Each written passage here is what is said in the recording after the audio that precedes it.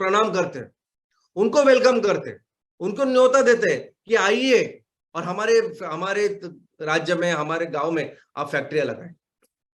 यानी east India company को आज हम लोग ऐसे पूरा रेड कारपेट बिछा करके कि आप आइए और करिए, इस तरह की परिस्थिति आज।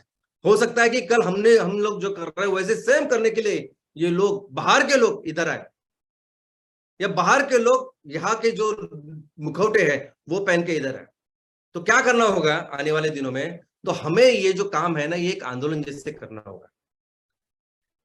आंदोलन कैसे करते लोग? एक बार आपने आंदोलन छेड़ा तो तब तक आप नहीं रुकते जब तक आपकी जो चीज है वो पूरी नहीं हो जाती। वैसे काम करना पड़ेगा। ये 3,000 करोड़ का जो रेवेन्यू तैयार करना है ना, माल तैयार करना और उसको बेचना है, वैसे करना पड़ेगा आंदोलन जैसे, कि तहसील में हर कोई व्यक्ति, हर कोई जो परिवार है वो इस आंदोलन का हिस्सा बने, ऐसा काम करना पड़ेगा। इनफैक्ट ये जो पर्यावरण के लिए आंदोलन है, ये धरती माँ को बचाने के लिए आंदोलन है, उसके लिए हजारों संस्था है पूरी दुनिया में, करोड़ों लोग हैं जो चाहते हैं करने के लिए। शायद इस आंदोलन में वो आपका साथ दे, हमारा साथ दे और इसको आगे बढ़ाए। लेकिन हमें ये आंदोलन हमारे किसानों के लिए भी करना है, हमारे खेती के लिए करना है। हमारे जमीन में, हमारे तहसील में जितनी भी जमीन है, 1 इंच जमीन भी नहीं रहनी चाहिए कि जहां हम लोग कुछ कर नहीं रहे, जहां से 2 पैसे किसानों को नहीं मिल रहे। वो भी एक तरह का आंदोलन है। इसके लिए नहीं मिलेगा शायद कोई आपको आजू बाजू में कोई संगठन, कोई ऐसा दिखाई नहीं देगा आपको जो किसानों के लिए, खेती के लिए इतना कुछ काम कर रहा है। वो हमें ही करना पड़ेगा। ये जो हम इकोनॉमिक कैंपेन, ये जो हर तरह की जो फैमिली हमारे तहसील में आज रह रही है, यानी अलग अलग परिस्थितियों में रह रही है, डिफिकल्ट परिस्थिति में रह रही है, हर इस फैमिली के परिवार के लिए हमें एक अच्छे रिस्पेक्टेबल इनकम के लिए जो आंदोलन करना है, उसके लिए भी शायद कोई नहीं रहेगा। लोगों को नहीं फर्क है पड़ता इन लोगों से, ये लोग कैसे जीते हैं, लेकिन हमें फर्क पड़ता है। और हमें जो आंदोलन करना है इन लोगों के लिए है। यानी जब इस आंदोलन की शुरुआत हो तो तब तक आपको रुकना नहीं है जब तहसील का हर एक परिवार है उसको अच्छा इनकम हम लोग नहीं दिलाते। और दोस्तों, ये इतनी सारी जो आबादी है, ऑलरेडी हम लोग बन चुके हैं दुनिया के नंबर 1 आबादी। चाइना के आगे ऑलरेडी निकल गए हैं। कौन कौन उनका ख्याल रखेगा, मुझे बताइए। इनफैक्ट ये अपनी ताकत है, इसको अगर ऐसी तरह समझते हैं तो ये सभी बिजनेस में एक बहुत बड़े प्रोडक्ट्स का, एक बहुत बड़े इकोनॉमी का निर्माण हम लोग कर सकते हैं। और इसके लिए ना कॉन्शियस एफर्ट करने पड़ेंगे, इसके लिए आपको फोकस्ड एफर्ट करने पड़ेंगे। आपको देखना पड़ेगा कि मेरे तहसील में कितने लोग रहते हैं, कितने परिवार है। 1 लाख परिवार है, 50,000 है, 2 लाख है, क्या क्या कर सकता हूं, मेरे तहसील में क्या व्यवस्था है और किस तरह से मैं इन सभी लोगों की जो जरूरत है वो पूरा कर सकता हूं, किस तरह से उस इकोनॉमी का निर्माण कर सकता है। इसलिए फोकस्ड, जैसे पढ़ाई करते हैं ना हम कि मुझे मेडिकल में एडमिशन चाहिए तो मुझे कम से कम 90 लाने पड़ेंगे, वैसे काम करते, वैसे इकोनॉमी में भी ऐसे टारगेट, ऐसा संकल्प करके ही काम करना पड़ेगा। और ऐसे कई सारे एग्जांपल मैं आपको दे सकता हूं। ये जो सिंगापुर है ना, आज की तारीख में सिंगापुर दुनिया का सबसे अमीर शहर है, देश है, दूसरे स्थान पे, उसके आगे देश है वो सिर्फ है लग्जमबर्ग। उसके बाद दूसरा देश कोई है तो सिंगापुर, जिसमें प्रति व्यक्ति सबसे ज्यादा इनकम है, अमेरिका से कहीं ज्यादा। ये सिंगापुर 75 तक, 1975 तक ऐसा देश था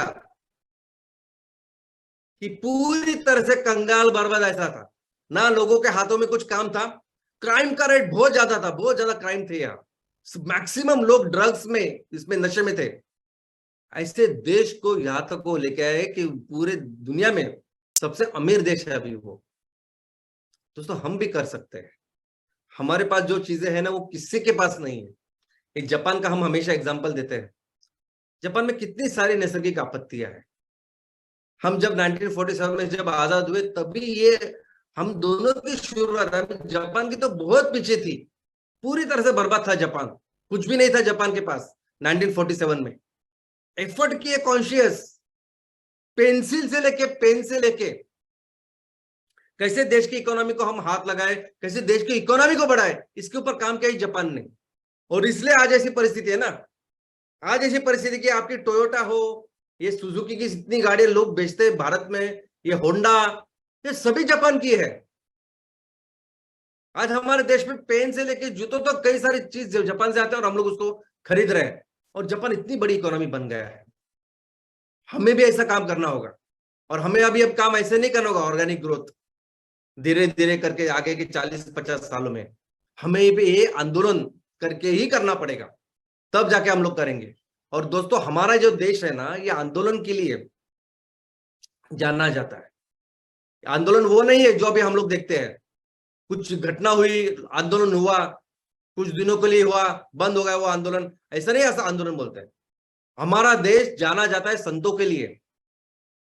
ये इन सभी संतों ने भी आंदोलन किया है, इन सभी ने एक मूवमेंट का निर्माण किया है। और ये मूवमेंट, ये आंदोलन किसी धर्म को लेकर नहीं था, ये लोगों के अच्छाई के लिए था। ये सभी लोग किसी भी धर्म के हो, उन्होंने जो कुछ लिखा है ना, कभी आप पढ़िए उनके बारे में तो आपको पता चलेगा उन्होंने पूरी जिंदगी आंदोलन किया, पूरी जिंदगी उन्होंने लोगों की अच्छाई के लिए, समाज की अच्छाई के लिए काम किया। और बस वही काम, वही जो तरीका, भारत का जो तरीका है, उसे हमें अपनाना है। और वो तरीका एक ही है, वो है सैटरडे सेंटर। हमारे तहसील में जो भी ग्रामीण भाग है, हर ग्रामीण भाग में, हर ग्राम पंचायत में, और जो शहरी भाग है, हर शहरी भाग के हर वार्ड में हर हफ्ते एक सैटरडे सेशन होना चाहिए। हमारे उद्योजक खड़े होने चाहिए और उन्हें बताना जाए किस तरीके से हम अपने तहसील में रहने वाले सभी लोगों के लिए रोजगार का निर्माण करेंगे, अच्छी आमदनी का निर्माण करेंगे। हर फैमिली को हम कैसे मिनिमम रिस्पेक्टेबल इनकम मिला के देंगे। ये एपीएल बीपीएल वाला सिस्टम नहीं है, below poverty line, poverty line, एक अच्छा रिस्पेक्टेबल इनकम नहीं। किस तरह से हम अपने तहसील को एक सुजलाम सुफलाम राज्य बनाएंगे, कैसे वो जो जरूरत है तहसील को वो हम पूरा करेंगे, ये हर हफ्ते बताना पड़ेगा, खड़ा होना पड़ेगा उसके लिए। और ज्यादा कुछ नहीं लगता उसके। जब आप ये एक्टिविटी हर हफ्ते करोगे, एक ही जगह पे करोगे, एक ही टाइम पे करोगे, तो लोगों को पता चलेगा कि आप कितने कमिटेड हो। ये हमारे सभी संत जो बने हैं ना, साईं बाबा तक, ये सभी संतों ने ऐसे ही दिल लगा के पूरी जिंदगी इसके लिए काम कर, हमें भी वैसे ही काम करना है। और दोस्तों, हमारा एक ही मकसद है कि हर कोई जो व्यक्ति है ना, जो हमारे तहसील में रह रहा है, वो इस आंदोलन का इस तरह इसका हिस्सा बने कि अगर एमसीएल के साथ वो जुड़े और एमसीएल की कोई भी चीज उसने खरीदी, तो उसको लगना चाहिए कि मैंने इस दुनिया को बचाने के लिए कुछ किया, कंट्रीब्यूट किया। अगर कल वो कुछ हमसे खरीदे, तो उसको ऐसा लगना चाहिए कि मेरे इसकी वजह से मैं अपने किसानों को सपोर्ट कर रहा हूं, मैं अपने देश की अर्थव्यवस्था बढ़ाने के लिए मदद कर रहा हूं, ऐसा उनको लगना चाहिए। अगर उसने 5 रुपए का बिस्किट भी लिया एमसीएल से, तो भी उसको लगना चाहिए इस 5 रुपए में जो भी 20, 30, 40 पैसे निकलेंगे, वो मेरे इस तहसील के, वो पढ़ाई हो, स्कूल हो, या रोड्स हो, या ऐसी चीजों में लगेंगे, ऐसा उनको लगना चाहिए।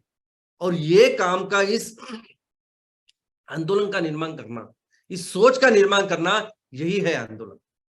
और दोस्तों, कई सारे एग्जाम्पल है, कई सारे ऐसी चीजें हैं जिसपे हम लोग अपने अर्थव्यवस्था का निर्माण कर सकते हैं। कई तरीके हैं, सोच नहीं सकते हम लोग। मैं आपके सामने अभी एक ही एग्जाम्पल रख रहा हूं, मैगी का। आपको पता है मैगी अपने स्वास्थ्य के लिए कितनी हानिकारक है? ये मैगी जिस आटे से बनती है, जैसे खाते हैं, वो बराबर डाइजेस्ट भी नहीं होता जल्दी।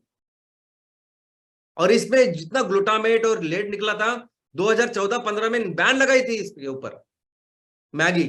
फिर भी इस मैगी ने 2019 में 12,000 करोड़ से भी ज्यादा करोड़ की मैगी बेची सिर्फ अपने भारत देश में। जबकि हमारे देश में ये जो सरसों है, ये जो ज्वार है, ये बाजरी है, नाचनी है, जो सदियों से हम लोग खाते आ रहे हैं, ये सुपर फूड है। यानी पूरी दुनिया में लोग अभी इसके ऊपर रिसर्च करते हैं ना, तो वो कहते हैं कि ये सुपर फूड, इतनी सारी चीजें हैं।